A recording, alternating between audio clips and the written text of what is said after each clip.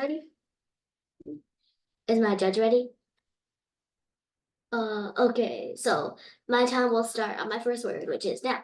Judge, we stand firmly on the negation side of the resolution that a bilateral trade agreement between the US and the EU should not be established. Our primary contention is job loss, as it can impact millions of people and cause them to be unable to support their families. Now I will move on to my contentions. Contention one is job losses. First, I will talk about the disadvantages of trade liberalization. Trade liberalization means countries lowering tariffs or shifting taxes and being more open to free trade.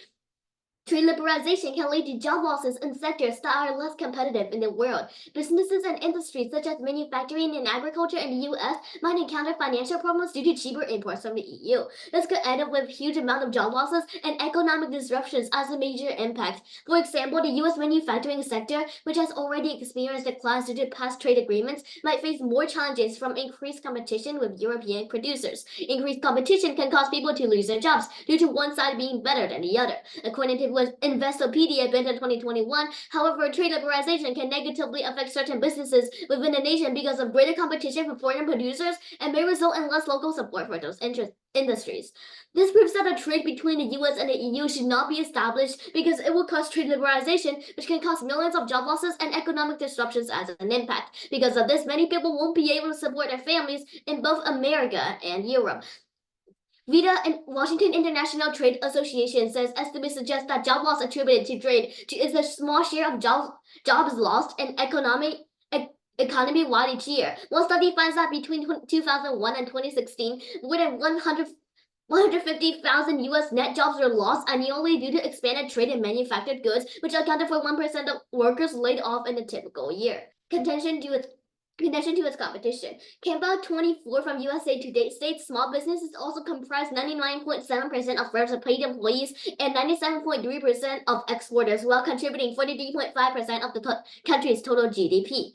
With such a major role in the US economy, competition would get increasingly severe if all industries face larger, more established European markets. Unlike larger industries, small businesses often don't have as many resources, and competition will make it difficult for them to deal with international markets, causing them to go corrupt. The US and the EU have In addition, the US and the EU have different economic structures, which makes trading uneven. The US economy is generally more centralized and dominated by large corporations, and on the other hand, the EU's economy is more scattered, with a higher proportion of small and medium-sized enterprises comprising over 99% of all businesses in the EU, according to World Economic Forum Thomson 2024. This scale makes it hard for European companies to catch up with the US markets, leading to intense competition that is also uneven as of economy, which leads to millions of job losses as an impact. Contention 3 is climate change and technology. International trade, such as between the US and the EU, could create problems for green tech subsidies. The Center of International Environmental Law, CIEL, adds that trade agreements can restrict how governments implement environmental policies. This means that countries might find it harder to enforce regulations and provide financial support for green tech initiatives, delaying important climate actions. Judges, this is why we stand firmly on the negation side of the resolution that a bilateral trade agreement between the US and the EU should not be established. Again, our primary contention is job loss, as it can impact millions of people and cause them to be unable to support their families. And thank you.